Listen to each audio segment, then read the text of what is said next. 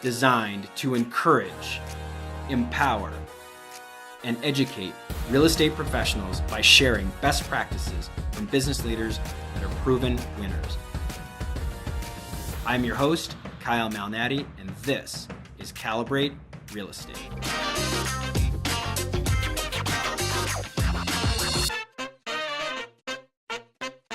Okay, we are ready to kick off our last presentation. This is a way to finish up strong. I'm super excited here to introduce our next speaker. So Alyssa Hellman with Compass South. She is a 30 under 30 honoree, and she is going to talk to us about sustaining peak performance. Mountaintop experience today, right? Yes? Everybody got like 50,000 ideas now, and that's the trapping of an entrepreneur. So how do we sustain top performance, peak performance, when we have all these ideas constantly? And so we have an opportunity to hear from her about her perspective on that. So without further ado and further introduction, here is Alyssa herself.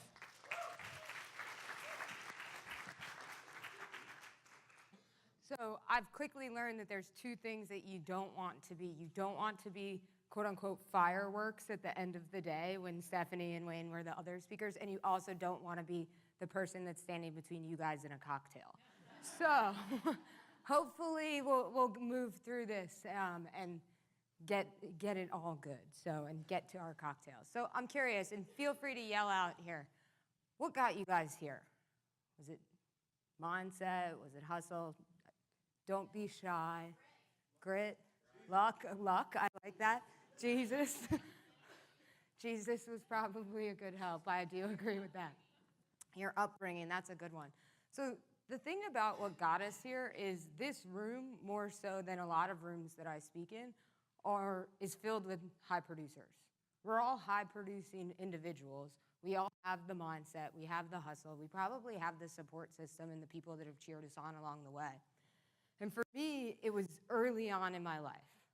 I remember I had been on, I played junior Olympic softball, and I was in high school before I ever lost a sporting event. And I went home, and I was woe is me, and it was an awful day for me, and my parents intended to say to me that your best effort is always good enough. But what I heard as somebody who didn't lose and somebody who was addicted to this high performance was, you have to be the best at whatever it is that you do. And this quote up here, I don't care what you do, just be the best at whatever that is. If you want to be a ditch digger, be the best ditch digger there is. And that's something my mom said to me. And the reason why that's so important is there's a big difference between your best effort and being the best. And a lot of the time, that gets really muddy for all of us. It's hard to do that. And the thing about energy, Stephanie talked about it, Wayne talked about it, I know I've heard it, I've kind of been floating around the small groups today, is in order to perform at peak performance, you have to be operating on all cylinders. If you think of yourself as a car, for a car, and I'm not a car girl, so I'll probably forget like at least 10 things, so if you're a car guy or girl, don't judge me here. But in order to run at peak performance, you have to do a few simple things. You have to put gas in the car. You have to fuel the car. You have to give it oil changes. You have to rotate the tires. You probably have to do some other stuff that my mechanic does for me that I don't know what that is. But he keeps my car running at peak performance. And the thing is as humans, we're no different. And our idea of high performance, the same way that it got us sitting in this room, and the same way that it is the key to our continued success, it's also a huge burden to bear. It's a huge burden to bear when you're sitting in these groups and you're talking about business and you're comparing strategies and you're saying, how did they do that? How did they build like this massive thing? Should I want to build this massive thing? And the thing is, it looks different for all of us. And so often what ends up happening is we'll have all of this peak performance. We'll perform at really, really high levels for long periods of time, and then we'll stop. And why? Because I don't know about you guys, but I've sat in those seats and I've said to myself, I don't know how I can add another thing to my life because I feel like I'm barely surviving this level. So raise your hand if you got 30 under 30 before you were married. That is actually a lot higher than what I expected it to be. Okay, so keep your hand raised or raise your hand if you got 30 under 30 before you had kids. Like there's like one hand not raised in this room if you guys look around. And so the thing about high performance and why people struggle with not just achieving high performance, but sustaining high performance is our needs are constantly changing. I don't know about you guys, but I was awarded 30 under 30 before I was married. I was awarded 30 under 30 before I had 2 kids that are tugging at me and pulling me in different directions. I was awarded it before my business was where it is now. And now I have all of these new stressors, these new things, and I'm still expected to be at that level. If not by others, by myself, because my parents screwed me up. But don't worry. So the thing about high performance is that almost anyone can perform at really high levels for short amounts of time. So if you think about an out-of-shape individual could probably sprint to the parking lot. Somebody that, we've all seen them come into the business, somebody, a brand new agent that really has no sales skills, they can close a house. Like, it's not rocket science. We can all have really great years. But the difference between a peak performer, a long-term high performer, and a mediocre individual is, can they continue to do it day after day, year after year? So these are a few strategies that I have of when I do it. And when we're talking about high performance, I like to think of high performance actually as best work, because your best work is always what you're after, right? It's your best effort, and it's hopefully the best level of production. But if I were to ask you guys, when do you do your best work, what might you say? Morning? When my back's against the wall for some of us, when I'm on a deadline, when I'm not distracted, when I have clear instructions in a team. But the real answer is whenever the hell we feel like it. And the problem is we only feel like it when we're feeding our mind, our body, our soul, all of these other things. We can't expect ourselves to perform at these peak levels if we're not giving into ourselves and we're not pouring into ourselves. So these are some of the strategies that I do. And the thing is, high performance really is a lifestyle. And that's something that all of you guys have to define for yourselves. So just like I asked you guys before, getting this honor before you were married, before you had kids, it's constantly changing. And you have to stay in tune with those changes. And the people in your life have to be on board too. So for instance, I was telling the girls in the back, this is kind of off the cuff and not rehearsed, so I'm gonna share this personal story. So one of the things that I really like to do is wake up really early. And I know that that's a weird thing to like to do, but part of why I wake up really early is what I found was I was waking up in the morning and I was kind of a bitch. Like, I would wake up in the morning and I was kind of a bitch, but I was a bitch for a good reason, because my morning was starting with my kids telling me what they needed and me cooking breakfast for other people and me answering emails. And it was starting like with this steaming pile of crap that I didn't invite into my life. Except then I realized, nope, I did invite this into my life. And so instead, if you read about high performance and you study high performance, which I have, most high performers wake up early in the morning. And so I started to do that. And so I wake up at 5 o'clock every morning. I did it this morning too. That's why sometimes you won't see me out as late as some of the rest of us. But I wake up at 5 in the morning every morning, and I shifted what I do. I'm starting my day with me. So I start by exercising. If I'm not exercising first thing in the morning, I'm starting with my planning. I'm starting with my gratitudes, and I'm gonna go through a lot of these steps. But then my wife and I started to kind of have trouble where she was frustrated with me. And I'm like, why? I mean, like, I'm doing great right now. Like, I'm waking up, I feel good, I'm not mean to the kids anymore in the morning. Like, what's your problem now? And she, luckily for me, was very open, and she said, it sucks waking up every morning and you are never in the bed to talk to me for those 5 minutes before the kids come rushing in. And it sucks that every night when I go to bed, you're already asleep because you're exhausted because you get up at 5 in the morning. And I was like, well, crap, now I don't know what I'm supposed to do. Like, I'm really confused. And so instead of waking up in the morning every single day, I said to her, well, part of why I wake up in the morning every morning that early is because when everybody comes home, I'm unplugged and I can hang out with the kids and all that stuff, and you get some work done. So like, I thought I was being helpful in this situation. And she said, you are, but I also need some time with you. And it kind of was this aha moment for me where I said to myself, it's not just about you and what you're doing, although that's important. It's also about the people in your life that are supporting you. And so we came to a compromise where 2 days a week I stay in the bed until 7 in the morning. And I sneak out of the bed and I like get a book because I cannot sleep until 7 in the morning anymore. But the key here is that high performance is really about a lifestyle. It's creating a rhythm in your life rather than this is my achievement. This is the production that I'm working toward.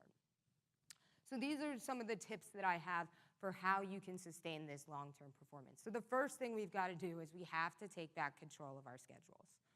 So schedules will totally take on a life of their own and take control of your life if you don't master them. And one of the ways that I take control of my schedule is planning for me is non-negotiable. Now, when I say planning, do most of you think of your calendar? Probably. A lot of people do. And my planner is an entirely different thing than my calendar because planning is driven by priorities. And what that means is if I take the time to be conscious about my planning, my schedule starts to get driven by my priorities. So I'm planning out the things that are really important to me. I'm planning out the things that I need personally, the people in my life need personally, and I'm getting those on the calendar first. And then I'm filling in the cracks with client appointments, with calls, with things like that. And all of a sudden you say, wow, I've got all this time to like actually do these things, but I'm still accomplishing the things that are super important to me. So that's really important. The other thing that planning does is in my daily planner, one of the first things I do when I wake up is it actually has a gas tank in it. I use the 5-Second Journal by Mel Robbins. You can buy it on Amazon. I see some people writing it down, so I just want to get this out of the way. It does not matter what I use. Just like a CRM, the best planner is the one that you will use. So if you don't like that one, don't feel bad. Use the one that you will actually open each day and spend some time with. But part of why I like this one is it forces me to do a daily check-in. So the first question it asks me is, how do you feel today? And it has the gas tank where it says, I feel depleted, I feel meh, I feel fine, I feel good, or I feel energized. And I circle however I feel. And the following question is, what could you do to feel more energized? And a lot of the time, these things are simple self-care items like I could hydrate, I could exercise, I could do all of these other things. Sometimes when you have kind of like these looming things over you, it's, I could take a mental health day, or like I could have lunch with my spouse, or I could make that doctor's appointment about not feeling good, or all of these other things. But when we don't take the time to plan, those things fall by the wayside. And we just feel worse and worse and worse and worse. And so that self-check-in in the mornings is so extremely important because if you're not honest with yourself about how you feel, how do you think you're gonna come off to other people? If you don't know how to manage that, how can other people help manage you? The second thing is when you take the time to plan, you also get really honest with yourself about the things that are actually driving growth. So there's a lot of things in our business every single day that we do that we're like, those are super important things that I need to do. I can't delegate this because I'm the best at it. And the truth is, you might be the best at it, but it might not be driving growth. It might not be one of those money-making activities that we talk about. And it might not be all that important that you're the one doing it. But when you get honest about what's driving growth, you also get honest about your time. How could my time be best spent? And that's when you look at delegation. And the last part about taking back control of your schedule is understanding your time. So often I'll work with agents and they'll say, I don't have enough time in the day. And I'm like, that's crazy, because you have the same exact amount of time that I do in any given day.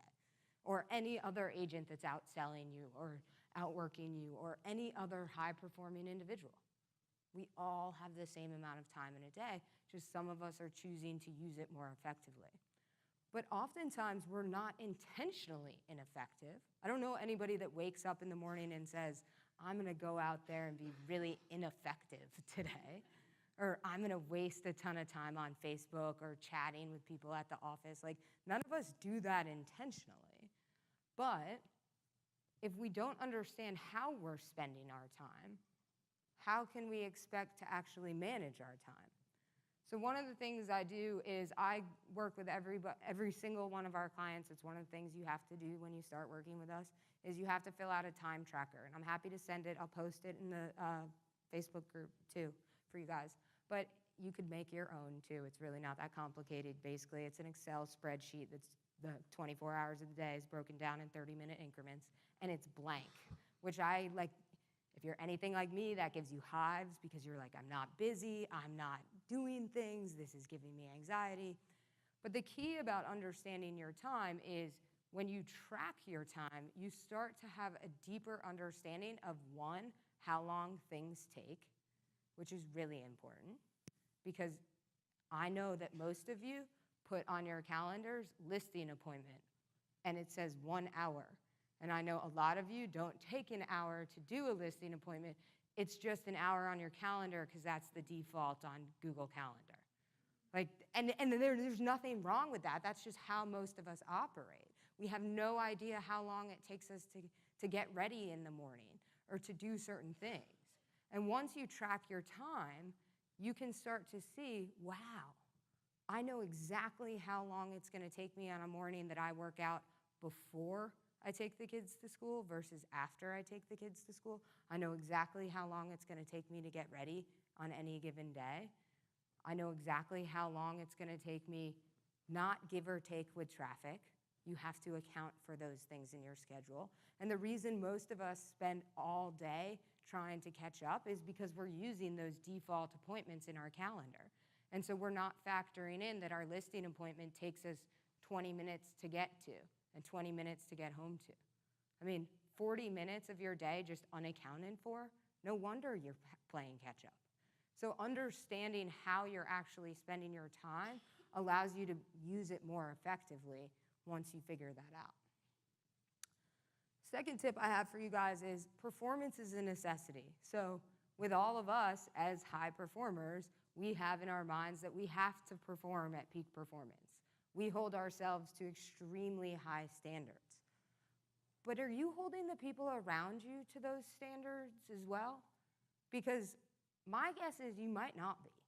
If you're struggling with a team member, with an agent at your brokerage, with an assistant who just doesn't seem to get it, you have no one to look at except yourself. Because you might be mismanaging them. You might not be taking the time that you need to train them. It's a process for you to hold other people accountable. When you're delegating, a lot of people struggle with delegation. When you're delegating things, it's a process. And if you think about delegating a task as, Scott, I need you to make 10 appointments for me. And then I walk away and Scott only makes 2. Well, good on Scott for making 2 because I didn't show him how to do anything. But if I sit there and I say, at some point, I don't want to have to make my appointments and I'm going to need you to manage my calendar, Scott. This is how you do it. And I actually sit down, and that's what delegation is. Delegation is training. Delegation is taking the time to say, I'm going to invest this up front so that I don't have to worry about it later. And most of us delegate by assigning tasks and then walking away. And then what do we do once we walk away and it's not done the way we want it to? We freak out, or we come back and we do it ourselves. Which, why are you paying somebody to do the work yourself? I just don't understand that. The other thing is you have to build a culture of performance, whether this is a team, whether you're a solo practitioner with an assistant, whether you're a brokerage, it doesn't matter, whether you're a family. You have to have a culture of performance. And what I mean by a culture of performance is anyone that runs a team, anyone that is a parent, anyone that runs a brokerage, it doesn't matter what it is, the people are not performing just for you. The people on Stephanie's team don't perform just for Stephanie. She's a part of it, no doubt, but they perform for one another. They show up for one another. They become part of that. I now use this with my kids. They hate when I use it, but it's actually really effective parenting, I've found, is both of our kids are allergic to peanuts. And they went to summer camp last year, and I said, you cannot take food from anyone at that camp. You can only take food out of your lunchbox. Our kids come home one day, and our son, who eats a lot of food because he's a growing boy, had eaten something at camp, and it was fine. He didn't have an allergic reaction or anything like that. And we're kind of scolding him at dinner and saying, you really can't do that. You could get really sick. This is important. You have to understand this. And his sister's kind of sitting on her high horse like, I know. I mean, I just cannot believe that you ate that bag of chips. And both my wife and I shot around and looked at her, and we said, well, next time he does, you're in trouble too. And she was like, well, why? I mean, I'm not eating any chips. I heard you. Like, I'm not supposed to do that. And I said, yeah, but you're a team. You're doing this together. I need you to look out for him, and I need him to look out for you. And it would be the same thing if you had done something. I need to know that if I'm not there, you guys are going to take care of each other. And that's part of how I was raised in my family. Of my brother always looked out for me. I always would look out for my brother. And it's the same setting professionally. You have to have your team members holding each other accountable. And that doesn't mean saying, you're not performing, you should go. That means, Chip, you're not performing. What's wrong in your life that I can help you perform better? Because if Chip isn't performing, it's normally other causes. It's not just pure laziness. Sometimes it is, admittedly, but it normally is not. Normally there's something going on at home, or there's something happening in his life, or he doesn't understand a certain task. And when your team can work together, that'll build some serious bonds that you guys can perform and create that culture of performance. The next thing, I'm glad Danielle's still here, because you have to squad up. I call this squad up. So I have what I call my performance squad. And this is just some of the people that are on my performance squad. So I have a therapist. If you don't have one, I highly recommend one. This is a very stressful business. We all lead very stressful lives. I think, I oftentimes joke that I think once you graduate high school, like you should be assigned a therapist. Like that should be like your graduation gift. I think your adult life would be a whole lot healthier. But part of the reason why I think a therapist is so important is I think it's really important to learn how to talk. Kyle said it earlier. I've heard it a few times today. You don't need to suffer in silence. And high performers are notorious for suffering in silence. We're notorious for not talking about it because as soon as we take that armor off and we're vulnerable, we think people judge us. And we think that we can't perform at that level if people are going to judge me because of all of this other stuff I've got going on. Therapy creates that safe space where you can do that, and not all of us will take that armor off in public. Sometimes you probably shouldn't in public. So I think that's really important. A personal trainer, you don't have to have a personal trainer, but I believe exercise is extremely important. Part of the reason why I believe exercise is extremely important is not just for the health benefits, but it provides a really great outlet. So if you don't want to talk about certain stuff, sometimes it helps to not talk and just like be able to have that energy release so that you're not so pent up. That's it for me. I mean, I think we can all tell that it does not look like my personal trainer is like killing it right now. But I also think it's one of those things that like I need that release, I need that health benefit, I need that in my life. And it doesn't have to be a personal trainer. A doctor's so important to your squad. So how many of you have not been to the doctor in the last year? I mean, that is, okay, Really, how many of you have not been to a doctor in the last year? There's a lot of people. And that was me too. But one of my best friends from high school was diagnosed with stage 4 cancer. And she was 33 and she had just had a baby. And she hadn't been to the doctor because she had a young one at home, because she put herself last, because of all these other things that we don't think about. And we think, we'll be fine, we'll get to it later. But you don't always have the time to get to these things later. So it's super important to stay up with these appointments. A coach or family time, and also stop working with assholes. Like, I know that's hard, I know it's funny, but really, like, stop wasting your time and working with people that don't value you, that you don't want to work with, that you're not happy with, and that suck the joy out of your day. Because your family deserves better than that. You deserve better than that. You need to be with people that are building you up. And no, you're not going to go to every showing and have a client that thanks you and tells you how wonderful you are, because this is not like first grade soccer where everyone gets a trophy. But you also get big closing checks. You do get thanked. You're just not thinking of it as a thank you. You do get great rewards being in this industry. We just don't open our eyes and see them sometimes. Wayne talked about reframing things. We get to work in a really unbelievable industry. As a coach and a trainer, and I'm sure Wayne experiences this too, most people, when they say, I want to get out of sales, do what? Become a coach or a trainer. Or that at least they try. And then they start going out and being a coach or a trainer, and I'm not saying that what we do is more difficult than sales. What we do is sales as well. But they start to see, wow, I can make big checks. I can do great things in real estate. I can have a flexible schedule. I just have to set my life and my business up to be that. So you guys are in an amazing industry that I love with all my heart, that most of you guys love with all your heart. So you have to frame it, and you have to work with people that you want to work with, that are building into you each and every day. And then this last tip that I have is there's really only one you. As I said, these doctor's appointments are super important. But the first thing you have to do is your mind is going to be your most powerful tool. You have to learn how to manage your stress. You absolutely have to. If you take one thing away from what I've said to you today, let it be that. And what I mean by manage your stress is not just find an outlet, not just do all of these things. How many of you work to a point where you say, I just got to get to this point and then I'm going to take a vacation? Or I just got to get this many houses under contract and then I'm going to take a break. Or then I'm going to bonus myself. Or then I'm going to do all these things. You have to look for the red flags of when you're wearing down. So for me, one of those red flags is resentment.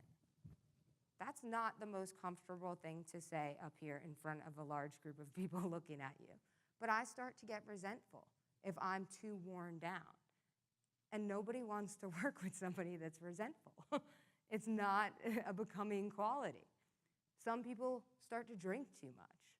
Some people's health falls by the wayside. You have to know what these red flags are, because every action has a reaction. Something's causing you to be overweight, or something's causing you to fight with your spouse. There's all of these other causes that are leading to this big outcome. You've got to be able to figure out, what is that? Is that stress manifesting as something else? And most of the time, it truly is. Obviously, your health. So your health is huge. So some of the things that I think is so important about your health, I'm not going to tell you guys to exercise anymore, I promise. But the thing about your health is you can do so many things that are totally free that really build into who you are and allow you to feel better. It's free to sleep more. It's free to drink more water. If you drink more water, I drink half my body weight in water, in ounces, every day. That's what you're supposed to do. It's really freaking hard. I spend a lot of time in the bathroom because of it. But my skin looks nice, and it works out for me. But all of these things that when you're pouring into your health are so important, and those are normally the first things that we stop doing. What do we do when we're super busy? We drive through a drive-through, or we don't drink enough water, or we don't eat healthy, or we don't go see the doctor or exercise or any of those things. All of those things are free. So if you can build into yourself things that are free, that are giving you massive returns, I mean, in a way or other, we're all in finance. That seems like a good investment to me. I don't know, it might just be me. The last thing is you have to create boundaries. We could probably do a whole session just on boundaries, is my guess. But creating boundaries, whenever you're doing these things, whenever you're setting your schedule, whenever you're starting to wake up more, or earlier in the morning more, whenever you're eating healthy, it's creating habits. That's all it is. And when you're creating habits, you have to reinforce them. When my alarm clock goes off at 5 in the morning, I am not excited to get out of bed. It's not like I'm like, yes, I'm starting today. It's gonna be great. Everybody's excited. Like, I think after the age of 7, that stops. I mean, my kids get out of bed and I'm like, whoa, the world is not ready for you yet. Like, they have massive amounts of energy in the morning. I wake up and I'm like, I mean, would anyone notice if I didn't get up and work out today? No, nobody would. But as soon as you stop, it's so easy to stop the next time. A quick story that I have. So on my Apple Watch, do any of you guys close your rings on your Apple Watch? So today is my 789th day of closing my rings, and I forgot my Apple Watch charger at home. And I was like, shit. Like, I am not breaking my streak. I got to find an Apple store. I got to figure something out. And so I texted my friend Jay, and I said, bring your Apple Watch charger to the thing. I got to charge my watch so I can close my rings because I'm not going to break this. I know that sounds super silly. You're like, Alyssa, it's a watch. It's not that big of a deal. I'll tell you why it's a big deal. Because the first time I break it, if I don't close those rings tomorrow, I'll be like, it's not that big of a deal. I was at that conference. Like, I'll get that streak back. It'll be fine. And then Saturday will come around, and I won't close them again, and I'll be like, yep, I'm going to restart again. Like, so many people start a diet on Monday, give up on Wednesday, and then start a diet again on Monday, and give up on Wednesday, and then it's like a vicious cycle. So breaking those habits happens really easily. It happens in an instant, and the first time you cross that boundary, that's all it takes. The first time you're talking to clients at 11 at night, I mean, how many of us got into this business and we're like, what are people talking about? Like, I'm never going to talk to a client at 11 o'clock at night. How many of us have talked to a client at 11 o'clock at night? Like, most of us. Yes, yeah, exactly. And so it happens. I understand that it happens. But if you're not strict about those boundaries, then it can snowball. And when it snowballs, that's when it gets super, super dangerous. The last thing I want to tell you guys is just give yourself a damn break. Like, I've sat in countless ones of these every single year. I probably go to 60 events every single year. And a lot of them say the same thing. So if you're thinking about going to multiples, pick wisely. But a lot of them say the same thing because a lot of the core principles of how we can be more effective, how we can sustain this high performance, they're the same. It's create great habits. What are great habits? We know what great habits are. We know if we sleep more and we exercise more and we eat healthy, we'll be happier. Like, we know when we're in the drive-through line at Chick-fil-A that, like, the joy that that chicken gives you is just in an instant. Like, it's just as you're eating the nuggets that you feel really good about the nuggets. And then you're done with the nuggets and you're like, should I have done that? And you're like, but they were so good. And then you come back. And so we know these things are bad for us. So you have to give yourself a break as you're creating these new habits because you truly are creating new habits. I think of it as a fire. If you ever talk about motivation with anybody, my dad used to always say, you've got a fire in your belly. You have to have a fire in your belly. If you start to put out a fire, or you start to change the way a fire is burning, what happens? More smoke comes. If you put water on that will eventually burn out the fire, more smoke comes. If you add a log, sparks and ash, and smoke comes. all of the things that we're doing, whenever you create new habits, it's gonna have a ripple effect in your life. So when I decided for me that I was gonna wake up at 5 in the morning, I didn't think about how it was impacting my kids because they don't get up at 5 in the morning. So to me, it wasn't impacting them. Didn't occur to me that it might bother my wife because she's not getting up. Didn't occur to me that it impacted anybody else because it was just an action I chose. So you have to give yourself a break and allow for the ripple effects that are going to happen when you create these new habits, and just breathe. So I hope that you guys will take some of the things that we heard today. I think we've had some other amazing speakers as well. And I hope that you guys will take them and really take this stuff to heart. I'm not going to take any more of your time because, as I said, no smart speaker stands between a 30 under 30 and a cocktail. So. Thank you, Alyssa. All right, pause for just 1 second, Alyssa. So something I wanted to bring up about my time with Alyssa. So the interview that we did to prep for this was episode 56, and it was called Sustaining High Performance, and I made an immediate action right afterwards that I want to share with you. So one of the things that she mentioned in our interview was that her mission at Compass South, which is a coaching program, was that coaching should be accessible and inexpensive.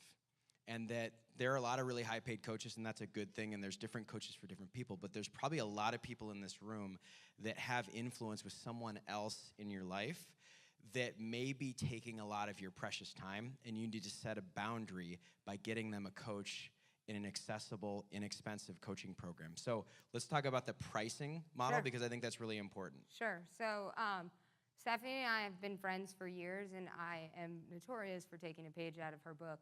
And when I decided to create Compass South, I created what I wish existed. And when I got 30 under 30, the year prior, I was thinking to myself, I should probably hire a coach. Shit, these guys are really expensive. I'm not hiring a coach. And the moment that I did, my business completely shifted. And so, as I was saying to Kyle, part of our mission is we wanted to have stages of coaching, and we wanted to make coaching available and accessible at an affordable price point. So we have different models. One of the things that we have that's great for newer agents that are coming on teams, Kyle actually has an agent that's Jim newer, is doing that. Yep. that's in it. It's called the Monthly Coaching Club. We have a monthly webinar that we record for people. Any of you guys can actually watch the live webinars for free. Being a member gets you access to the recordings, gets you access to like downloads of things that they mention, gets you open access to them. And that's only $99 a month. You're also getting a huge network of folks if you're looking for a mastermind group. That ends up being a great mastermind group. But it's been really powerful to help those folks get to the next stage where they can truly afford like one-on-one coaching and things like that. I also believe, and I bet Wayne would probably back me up on this, that coaching is really a process. And so like a brand new agent that really would benefit from coaching probably is gonna be super overwhelmed if they jump right into one-on-one coaching. They don't really know what to do with it yet, and it's hard for them to understand. But if you can give them some of that training and that content so that then they can graduate into that can be really powerful. Did I answer your question? No, Okay. it's great because that was the thing is I was having an agent that had some experience, very well educated, and I was getting pulled with time requests constantly and like wanting real active mentoring. And I was like, a lot of the stuff that, I mean, I felt very, very comfortable saying this is a good source, it's well vetted. And for me, as a broker owner, it was relatively inexpensive, so there was a low risk there. And I think that's very important as a resource. So I share that because I think a lot of us do have coaches that are more expensive or have done some coaching ourselves and things of that sort. But if you need that resource where it's more community-based, it's certainly digital, it's inexpensive. I mean, I actually made that. It's all on the site, too, if you want to go to the website. So that's something just as a resource for you that I think is important. So thank you, Alyssa, for that. And I actually went right then and did it. So Jim is at our company, is working with it, and he likes it, and it's not too intense for him. I think he likes it. Awesome. So thank you. Thank you.